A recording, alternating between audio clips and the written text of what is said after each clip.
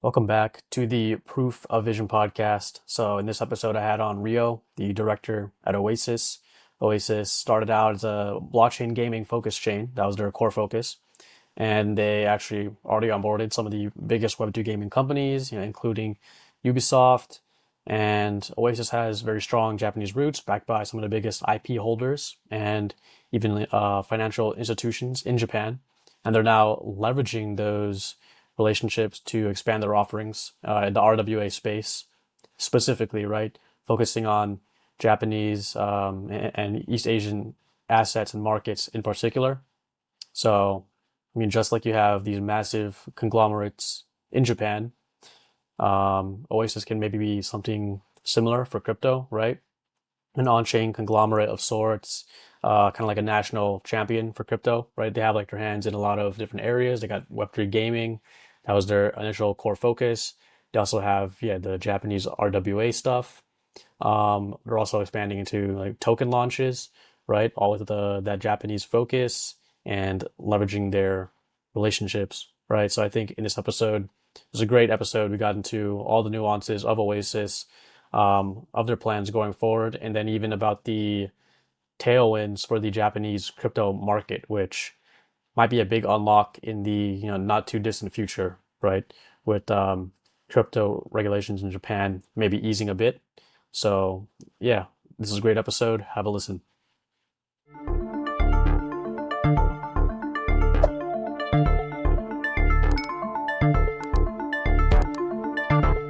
Welcome back to another episode of Proof of Vision. So today I'm joined with Rio from Oasis. Rio, do you want to give a very quick, maybe 2 minute background just personally on yourself? Okay, so I'm Rio Matsubara, kind of CEO of the Oasis chain. My background is, I was before starting the Oasis. I was in a Japanese mobile gaming company which is called Gumi. Now they're doing the crypto or fan too, which is called Gumi Cryptos. Then after after that, I joined to the blockchain gaming publisher, which is called Double Jump Tokyo, who is our close partner of Oasis. And I started the Oasis about 3 years ago, involving the gaming giants, from all over the world. Yeah, that's pretty my brief introduction. Yeah. And Yeah, and I'm from Japan, so I'm based in Singapore though. Yeah.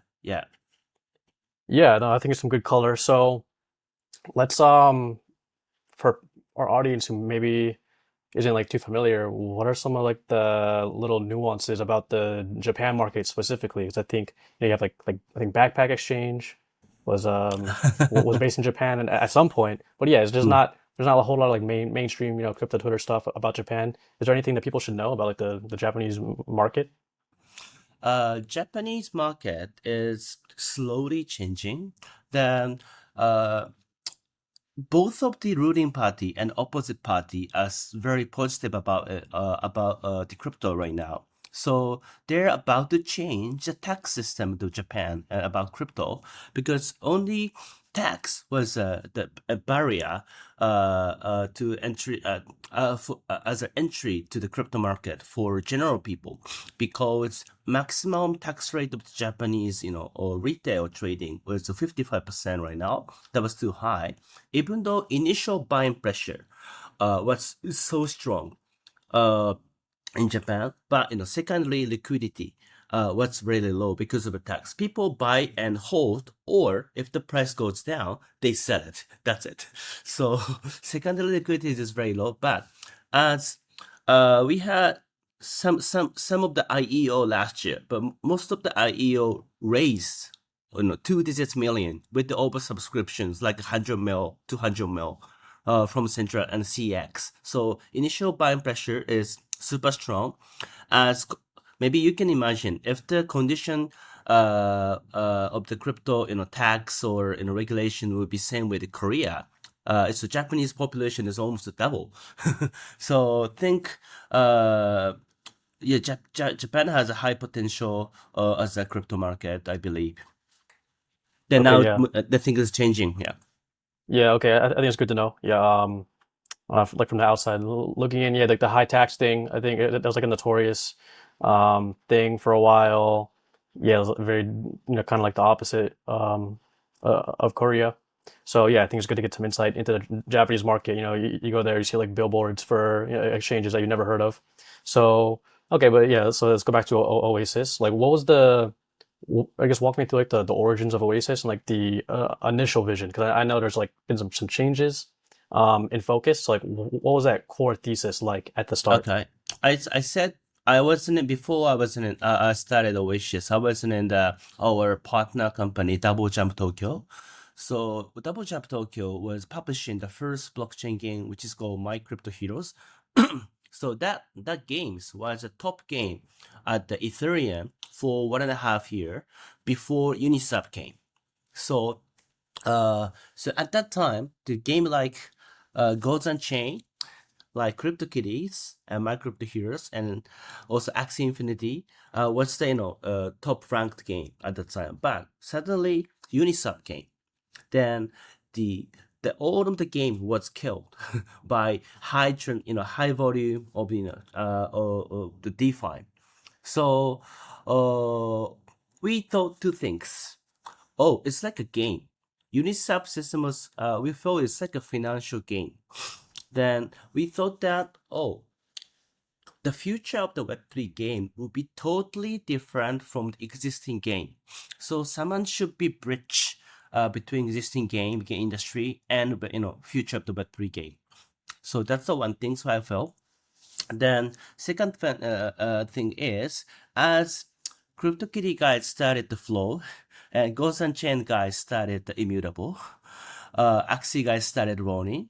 So we also thought we should make our own chain to avoid impact from of the other applications. Because we suffer of the too much high gas fee of the Ethereum at that time. For one transaction, it costs $300 to $500 for one transaction. For exchange of the gaming asset, if that's cost of $500, it doesn't make sense. Then we thought that we should make more reasonable environment for blockchain gaming. That's the starting point. Yeah, that's the reason why we started Oasis.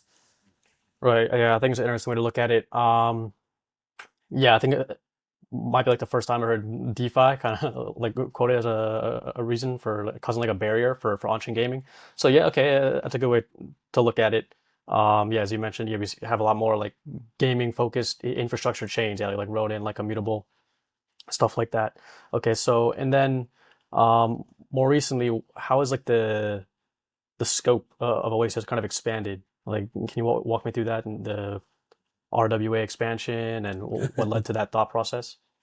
Okay, we still think that we are in the same track. So we just expanding. Expanded, right? Yeah, because as I mentioned, I think the future of the blockchain game is something between game and finance. So we should find the right right positioning. And so I believe we will find kind of formula of the kind of finance and the gaming. So sorry, what was the question again? Sorry. Oh Okay, yeah, right, expansion right. of the our Yep. then now recently no what we so let me start talking about what we did for 2 years first. So we have involved gaming industry first.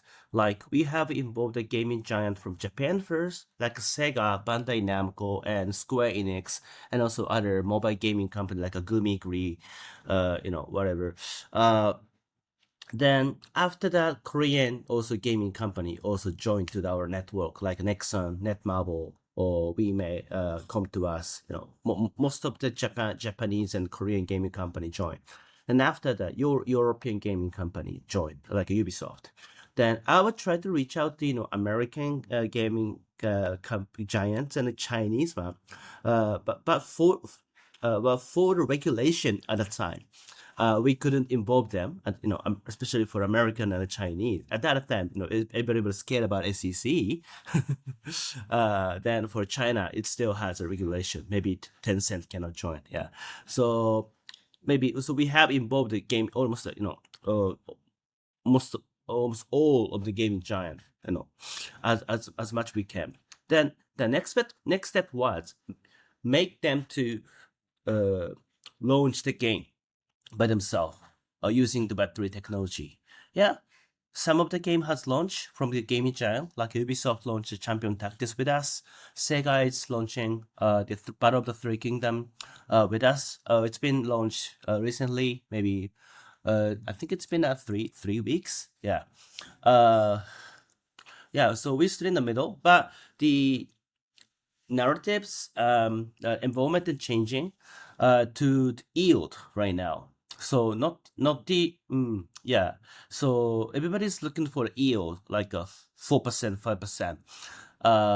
Not the like okay. I think the game is changing to the yield or extreme and short term or 10 bugger, 100 bugger. Right. So No middle ground, like no in between, like no, stable yeah, or like very yeah, volatile. Okay. stable or meme coin like behavior. Yeah. So as I mentioned, so Web3 game would be something between financing game. As trend is more like the yield side. So we should involve the yield. Then also we have a strength. So we at that we have backed by Japanese Web2 giant. Not only the games, like we have a largest backer, which is called SBI. They're one of the largest financial conglomerate in Japan. So I think we can start the financial yield making products on Oasys. Then kind of tokenization of the Japanese assets like whatever real estate, debt, or treasury. Yeah. So we are working on that. So that's the reason we expanded the scope of the wishes. Alchemix Finance empowers you to spend and save at the same time with a self-repaying, interest-free, non-liquidatable loan. Deposit your assets and access your future yield today. Available on Mainnet, Arbitrum, and Optimism. Head to alchemix.fi to get started. Yeah, okay. I think it's definitely an interesting transition. Yeah, I think recently, like you had SoftBank backing the Cantor, the Bitcoin treasury thing. So it's definitely like, yeah, on the outside, it definitely seems like the interest, not just in like crypto gaming or RWAs, but just like in crypto as a whole, seems like it's there. Real quick, like, what are your thoughts on Sonium? Okay. Team of the Sonium is my close friends actually. Yeah, the Sota from A-Star is working very hard. Think Sony has two elements right now. So the largest business of the Sony is currently finance and IP right now. Then they try to involve them right now. Then I can't say the specific things because we are very close. But think so. I think the Sony's vision is very long-term vision, not the short term. But it just begun. I think it's still in the stage of the POC. Maybe we cannot evaluate their how can I say activity with the snapshot of now. I think we should evaluate them of the long term. Then I think it's also the good trend because a lot of the layer one the kind of startup like Aster or Oasys is partnering with the financial giant. Like I mentioned, Sony's main business is now finance. So Aster is trying to work with the Sony right now, right? Then so we are working with SBI. So one of the largest financial conglomerate in Japan. Like For example, Ondo is currently working on the JP Morgan or whatever. So those kind of partnership will happen a lot, I think, in the future. So it's just a example from Japan, I think. Right. Yeah. Okay. Definitely. Good to know on that. All right. So a little early days for Sonium. But yeah, it definitely seems interesting.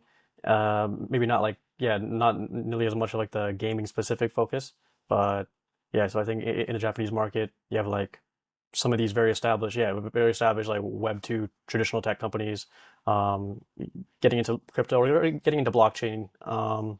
Yeah, you have Sony, even Line has a large presence in Japan as well with Kaya Chain. So okay, yeah, you mentioned SBI, so I think we can dive deeper into SBI. Like, what is the relationship like? Like, are they like a custodial partner, so working with you to like verify these assets? Like, what does that look like working with them on this, you know, RWA type thing? Okay. So SBI, as I said, they have a largest online bank in Japan. Also, they have fourth largest bank in Japan, so retail bank, and also they are also the largest securities firm in Japan. And also they have an exchange, crypto exchange in Japan too. I think now they have a third largest.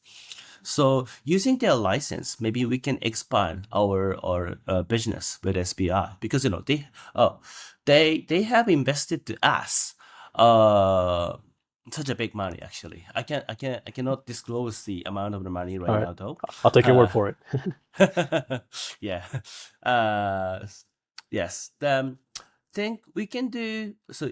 Uh, Towards the timing of the tax system change, I think we should get prepared. How can I say, open up the Japanese market? So that means, as I mentioned, so Japanese initial buying power is still super strong. Maybe we can do something with SBI, like a CX directly. Yeah. Then also for RWA things, it's about the kind of project launch part. Yeah. So maybe we can provide source a lot of project with SBI to Japanese market using the Japanese buying pressure. Then for RWA things, so everybody said it's RWA, but it's also the securitization because, for example, real estate. So to to to trade the real estate in real world, there's too much paperwork. So to change the ownership of the real estate, we should go to an official, or how can I say, government, something, a government official building, something.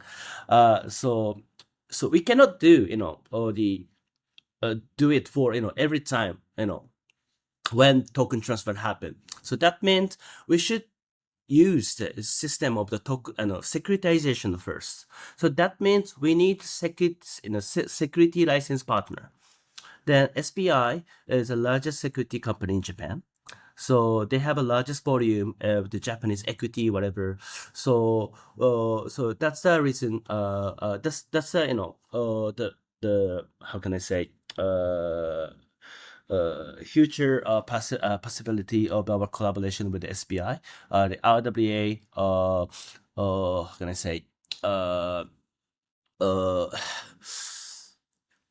RWA provision to the Japanese market, not only the Japanese market, also the world, tokenization of the Japanese asset and, provide it, provide it to, world. Yeah. Yeah, right. So I think it definitely makes sense as a way to like differentiate yourself. Yeah, I mean, it's like a national champion, right, for Japan, something like that. It's obviously like a very like a top five economy in nominal or real terms. So yeah, as you mentioned, maybe this is flying a little bit under the radar for like our audience. So yeah, if it is changing regulations around the taxes, and yeah, okay, so it definitely makes sense like position yourself, ahead of those flows, have those relationships, have that technology stack, yeah, built out ahead of time to absorb some of those. So I guess we don't have to spend too much time on this, but what are like these specific changing regulations? Like, is there a date that people can look out for? Like, oh, maybe there'll be some inflows from Japanese buyers, because I think it's just not something that's very clear for our audience around like Hmm. the tax I'm code. okay. So I'm talking with a lot of the congressman of Japan. Of course, with the ruling party guy, opposite party guy. Then both sides saying we're pushing. We try to change the tax system. Uh, then it might happen in next June, next year, not this year, next year June. So that means that's gonna happen in 1 year. So we should get prepared for that. So think another, 2 times larger market of the Korean crypto market is gonna is will will come out. So that's that things. Also, we are also talking with self-regulatory organization. They're also pushing, changing the rule of the leverage trading. Now, Japanese crypto trading, leverage trading is limited to 2 times leverage. Now Mm, it's about yeah, it's almost pretty nothing. low. You play Okay. low. So uh, we also pushing to change it to at least 10 times. So I think it might be changed. I think it's more easier than changing the tax system. Because changing the tax system of the kind of top five largest economic country is really hard.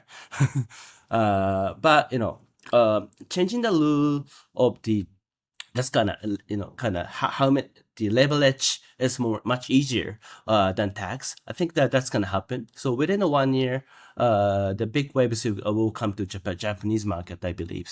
Yeah, okay, that's great. I think there's definitely some good context to understand it, especially as Oasis is, yeah, that's like part of the pitch, right? Is like, yeah, that you do have those relationships with these, very large financial institutions in Japan. So part of, understanding that is like actually knowing like what the market in Japan is like. Like Korea is like it's like very segmented. It's not the Korea market is very different. Not DeFi heavy. All about like the Um, and on-chain one more, trading or yes, on exchange trading. Sorry. No, and go ahead. also, yeah, I'm also, uh, we also have a strong interest in Korean market too. Because we have got listed to Bethlehem and Upbit partially, then Japan and Korea is so close. Then that uh did you know that most of the sales of the K-pop is still coming from Japan. I did not know that. No. Yeah, yeah, still It's interesting. 50%, or almost a 50% of the sales of the K-pop is still coming from Japan. So Japan is the largest market of the K-pop still. So we should work together. So we should utilize Japan and Japanese and Korean market. So that's the top one and top one to my priorities. Right. Okay. So yeah, I think those are really good. To talk about the initial setup, right? The landscape for Oasis. So let's talk a little bit more about like the technicals, I guess you could say. Yeah. So could you maybe walk me through like the actual architecture of Oasis, like you guys' thought process in the hub and verse chains, and yeah, like how maybe even how things have changed over time. Yeah. Oh, so like for example, looking at the abstract chain, the lot of transaction is happening. Then including kind of gaming logic, whatever. Not only the transferring the asset like NFT or tokens. So for the transferring the token or NFT, we don't need a L2. I think just layer one is okay. It's like a side chain. So we are like a side chain of the Ethereum, right? So we are EVM. But if we need to or if we need to make the on-chain transaction of the gaming logic too, we need how can I say layer 2, a lot of the layer 2 for each games. So that's for a long-term vision. I think the core game logic, which is closely how can I say related to the asset like NFT. For example, imagine Ready Player One. Some rewards is gonna happen with the game logic, right? So for like that, after the reward is related to the gaming logic, it should be on chain. Then it should also it should happen on layer 2. So for scaling. So but it's for the long-term vision. Okay, got it. Right. So you're like building as demand comes in, not like, getting over your skis or getting ahead of yourself. Okay, I got it. So have you guys had to like, I guess, change the way that you thought about your architecture with respect to like the RWA stuff, or do you think this is going to be No, an adequate plan, just no. I think purely on like working with the institutions, nothing has to change with the on-chain implementations? mhm. uh, I think we don't need to change so a lot. Because like for asset side, like RWA token or stablecoin or Oasys token, I think using layer 1 is okay. And also we're still permission chain. Think it's more secure than permissionless chain. And also validator is trusted company like maybe you guys know the name like Sega, Square Enix, Ubisoft. Maybe you can trust them. If you trust them, the your asset is secure. Think it's a good uh combination with RWA and also trusted how can I say permissioned chain. So we don't need to change in the architecture of it. Yeah.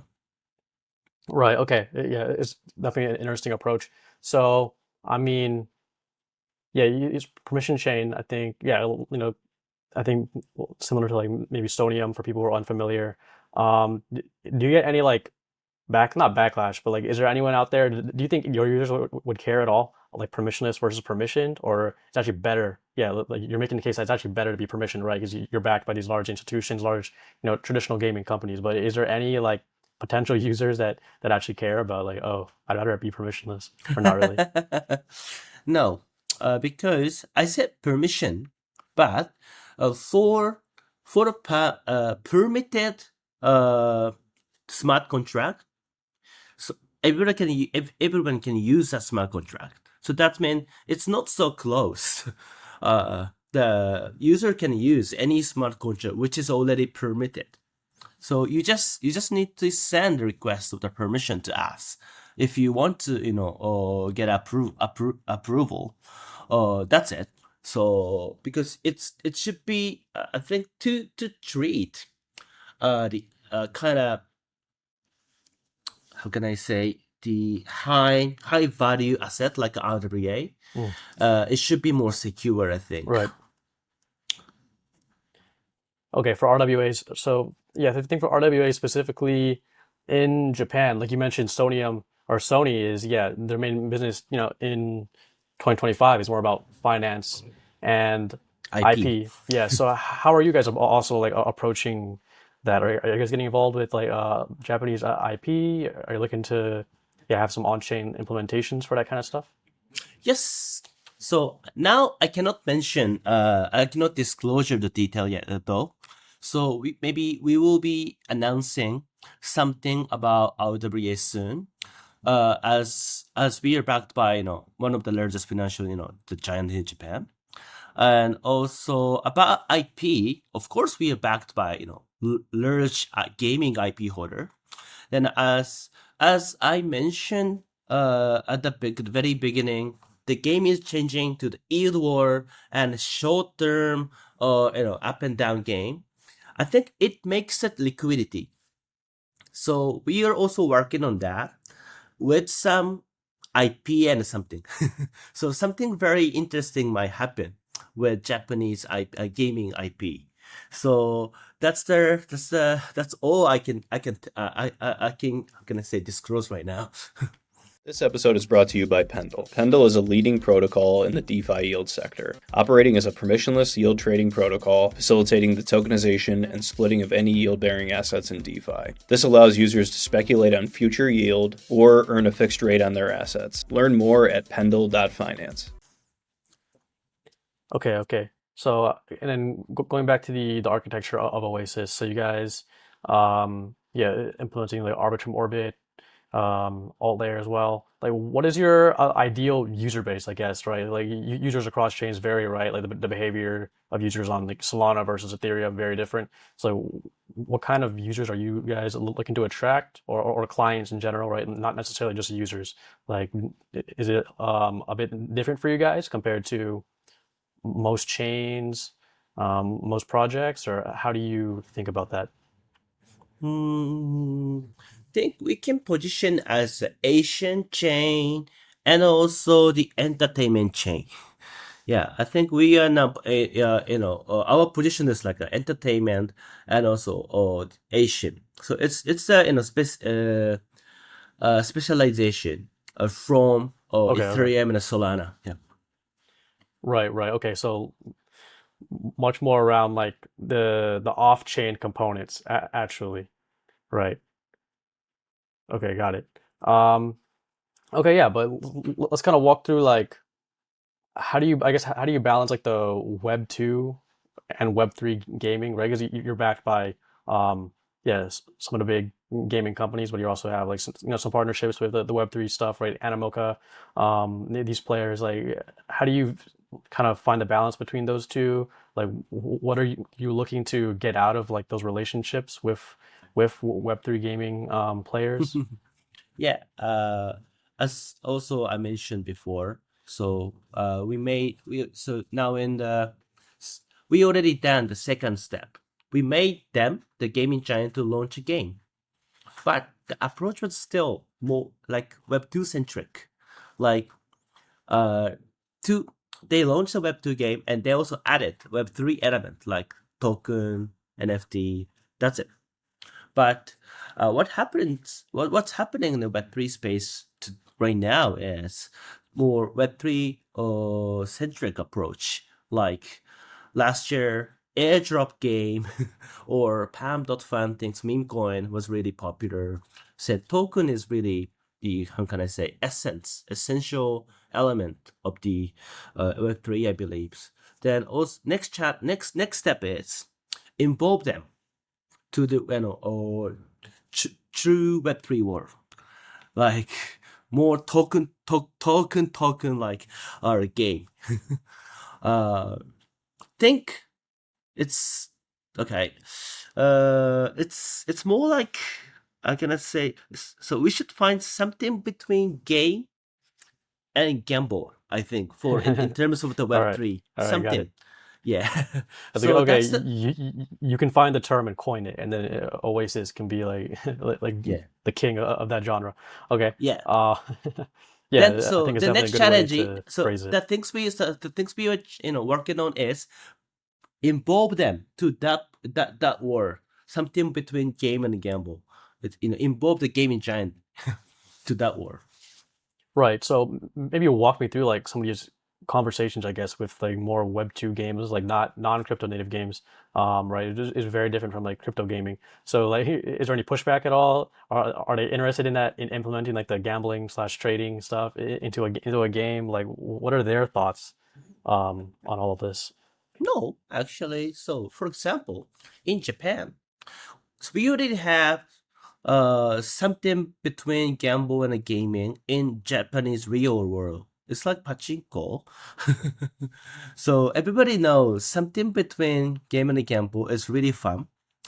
And also people are studied, it's like also the Web2 gamer also know what's the Web3 game is.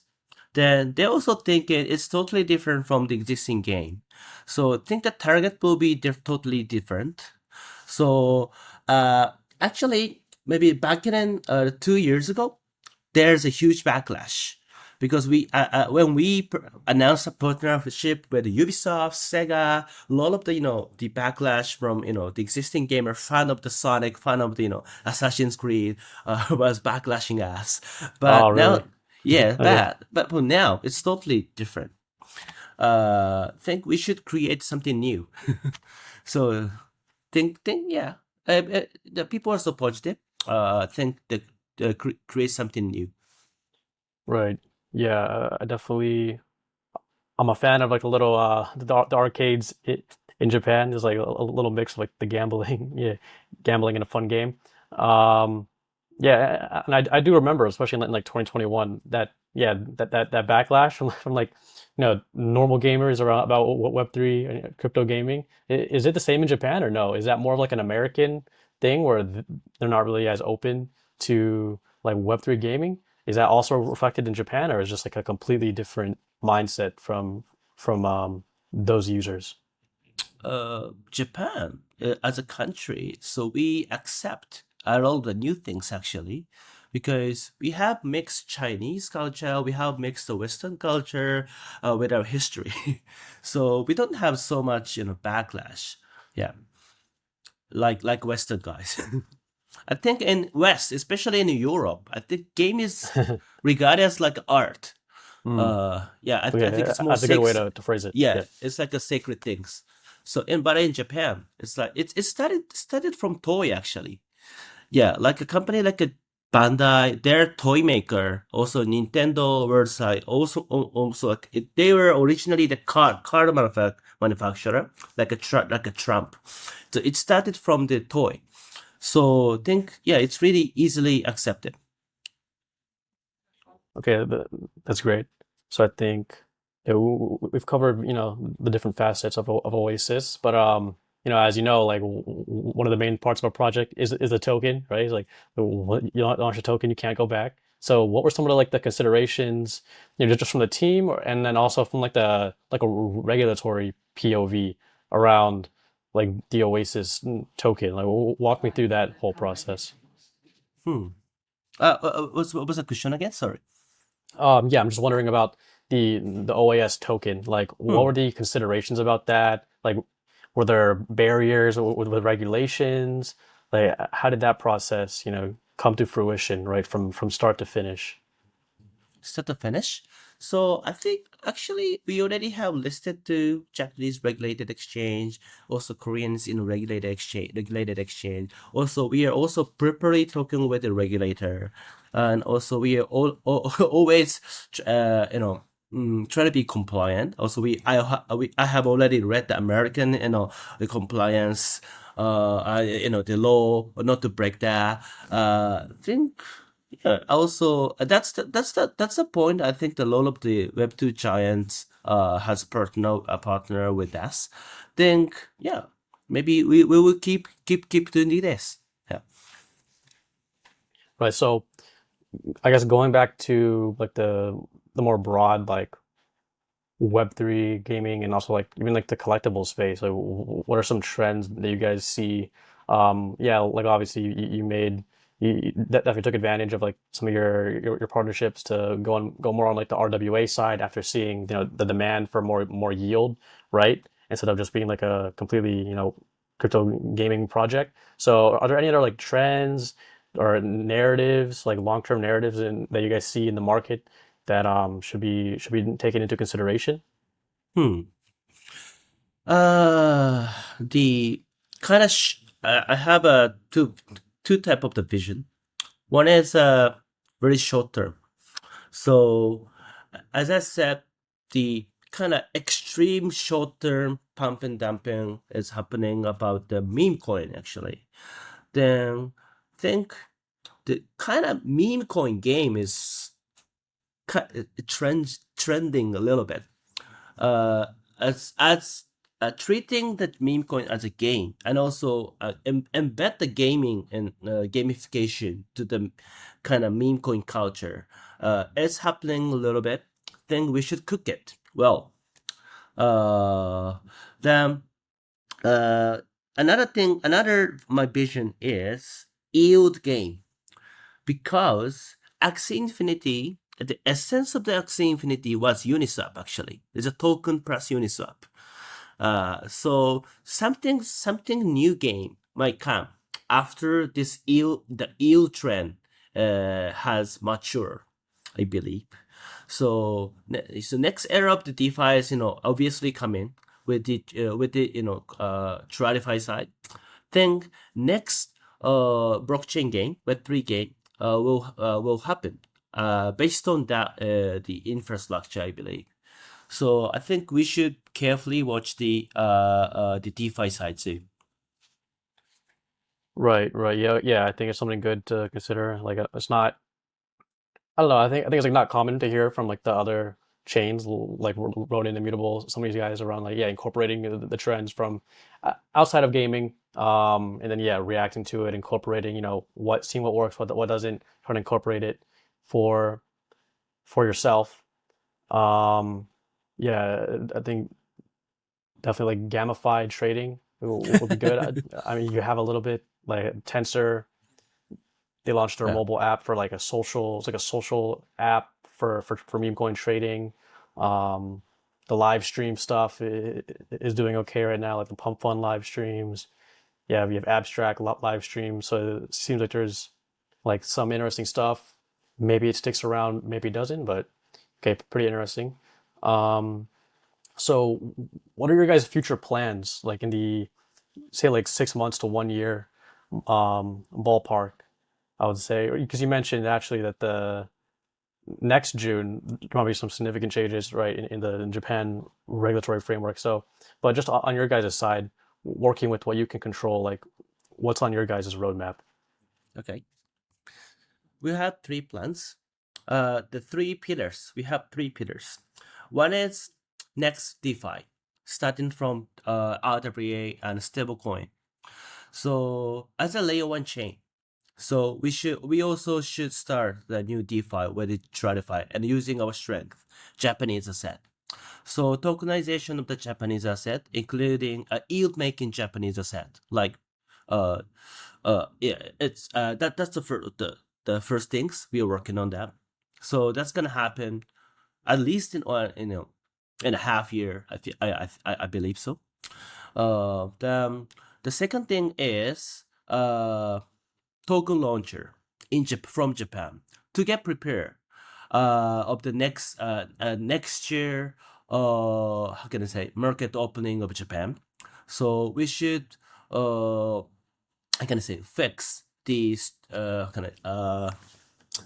can I say the structure to launch a lot of the token project from Japan. Yeah, so we are working with our Japanese CX too. Yeah, also Japanese Web2 partner too. So we should be the Japanese token project launcher. Then number three, of course, Web3 gaming. But so now in the last journey of the Web3 gaming, so we made we involved the gaming giant to this journey. So last year they launched the game, but it's still it's still the Web2 centric. So this year this is the time to launch Web3 centric game. So we should find some right formula with them. So maybe this year you guys will see, oh, this kind of traditional gaming, company will, launch this kind of really Web3 game, real Web3 games like that. So that's gonna happen with us. Yeah. Yeah, definitely looking forward to Yeah. real Web3 game. I think that'd be great. Um, yeah, I think Axie was interesting while it lasted. I mean, it's still around, but um, yeah, yeah, I think it definitely be there's a lot of like parallels between crypto and games. Like a lot of people that have like a RuneScape background, especially in crypto. So yeah, it sounds like you guys are going for kind of like an on-chain like a crypto conglomerate type thing, right? Like you got like the RWA stuff, right? That's a huge market in and of itself. Even if that's all you were doing, that's like a very big opportunity. And then you have obviously your initial focus, Web3 gaming, and then yeah, stuff like taking advantage of the regulatory situation in Japan. helping launch tokens. So yeah, it sounds like very like you know your role. Go for this, yeah, Japanese crypto conglomerate type of role. Is there anything else you want to share with our viewers before hopping off? I think this has been a good episode. Think in the Web2 era, the largest exported things from Japan was the gacha. I think you have heard of it. It's the largest invention of the Web2 game. But uh, at the initial time, the first, at the beginning, so the global guys laughed at, what's that? It's not a game. But ultimately, every game adapted gacha. Think we should invent something like a gacha and export it to the world.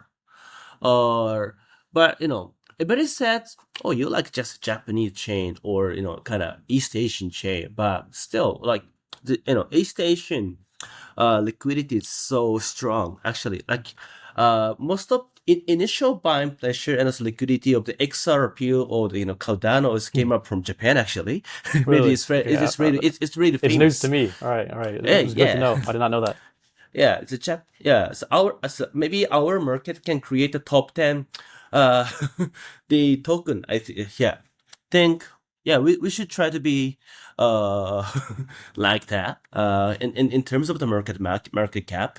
Yeah, but anyway, I'm very bullish about the East Asian and also the Japanese market. Think real tokenization of the Japanese asset, whatever yield making asset and IP, whatever. So everything is coming to Web3 this year. Yeah. Please stay tuned. That's it. That was great. Yeah. So for the listeners, this is a great episode. Check out Oasys. Follow them. Also check out our research on Oasys. And yeah, thank you guys for tuning in. Thank you.